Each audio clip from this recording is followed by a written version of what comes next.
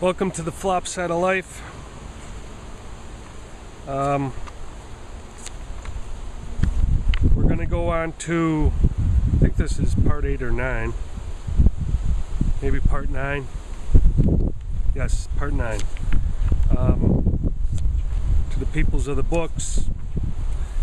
And today we're going to speak about what is reality. Now, in this one, you see the fish. It's kind of like in its own little world, looking out through its own lens, which is curved all the time. Not sure if you could see that, but you still got the compass. It looks like a compass in the stamp here. Got a little stamp in there, United States, 20 cents. I can't really see that deeply into it, but there's a reality in that picture. But anyway, what is reality? And you know, what is our distorted view? What is our undistorted view?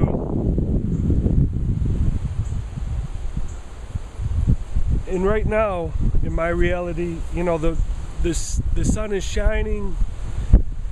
We're revolving around the sun, though I don't see us revolving around the sun. And our earth is moving, and I don't feel it moving. It's like at a standstill. So my reality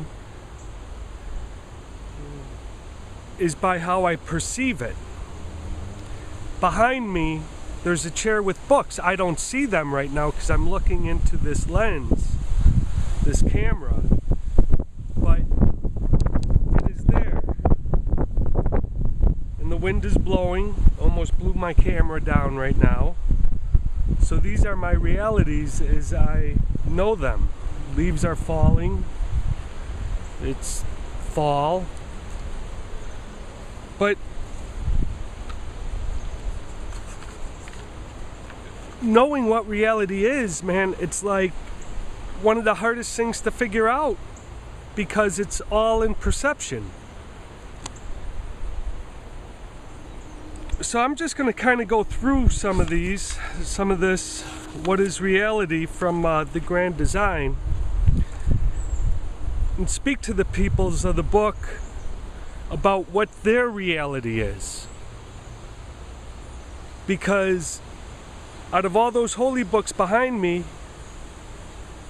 you know, if their God can say, this is the trueness of who I am, so I'll ask one of the gods of those books, you know, if you could put the trueness of who you are in my hand right now, bring one of those books here, or put your own book into my hand where it will appear.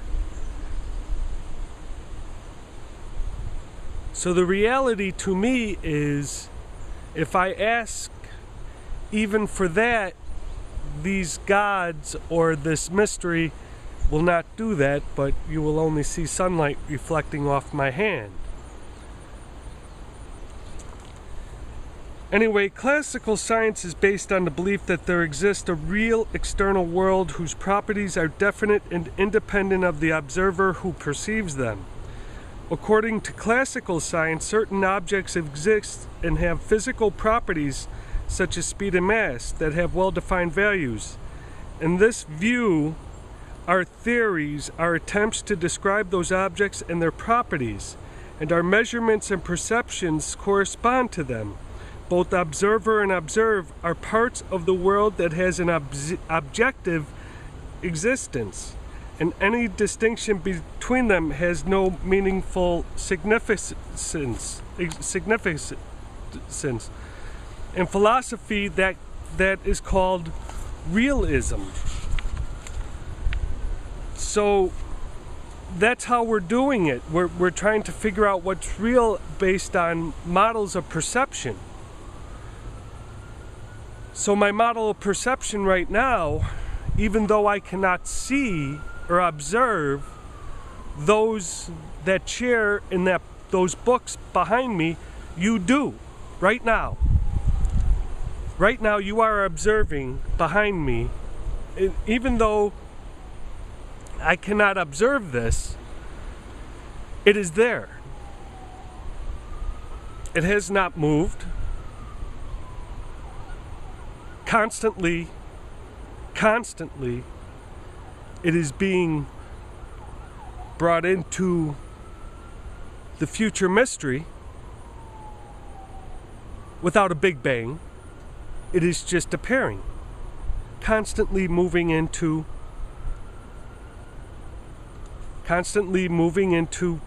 this time that is unobservable,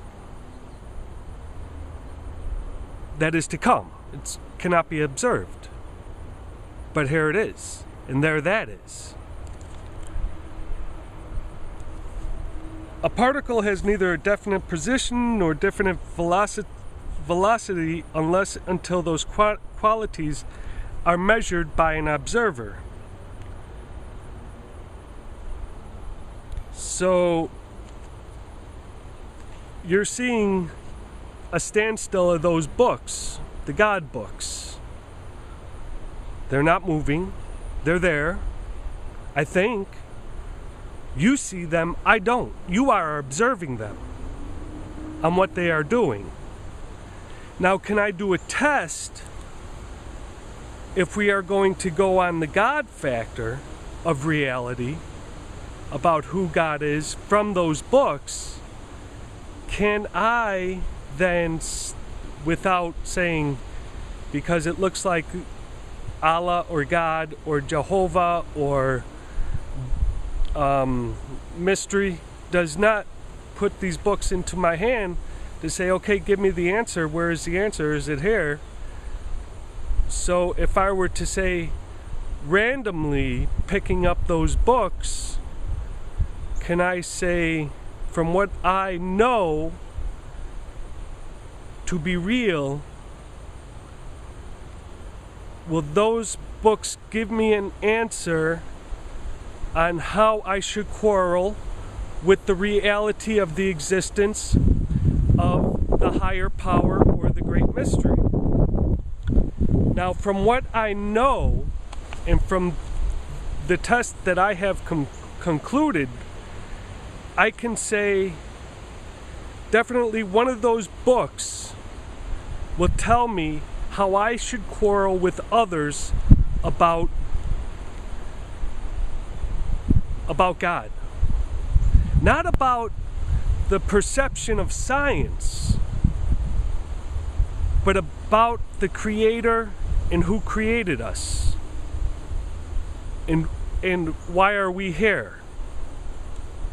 And the quarreling about it. I will go into that a bit later.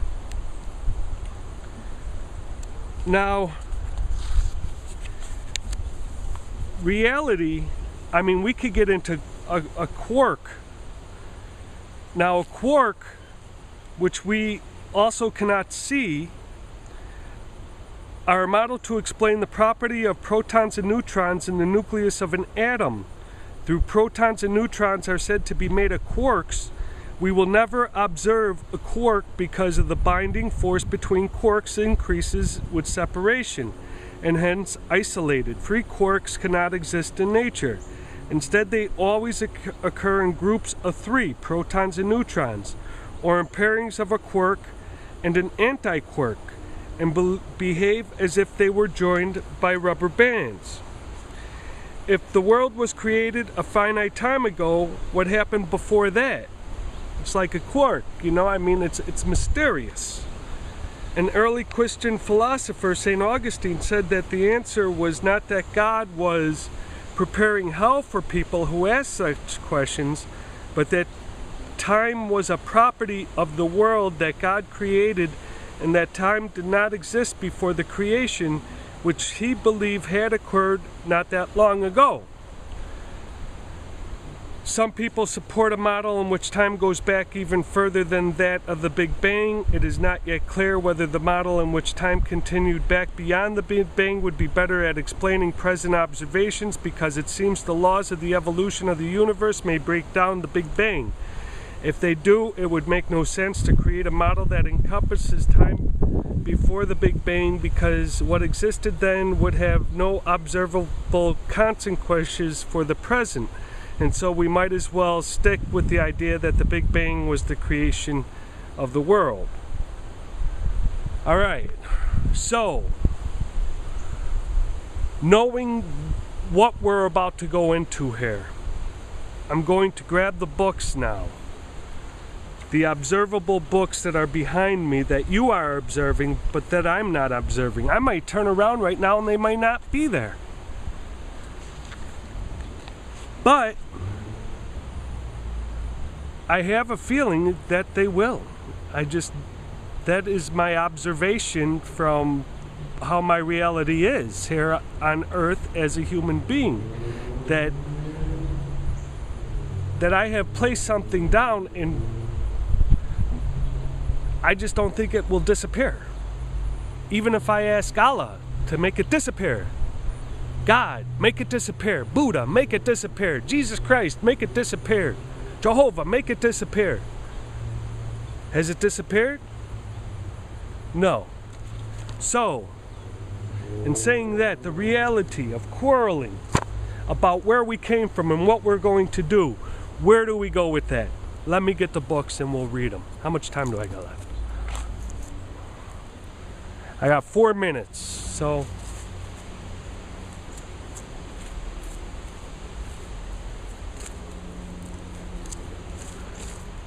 four sentences with each book from the Quran.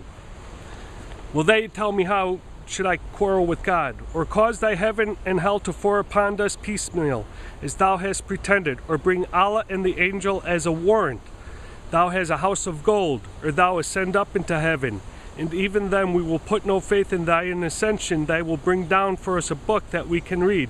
Say, O Muhammad, my Lord be glorified. Am I not to save a mortal messenger, and not prevent a mankind from believing, when the guidance came unto them to save them, that they said, hath Allah sent a mortal as his messenger? Say, if there was the earth the angels walking secure, we have sent down for them from heaven an angel as a messenger. I guess we'll get into that later if you want to quarrel about it.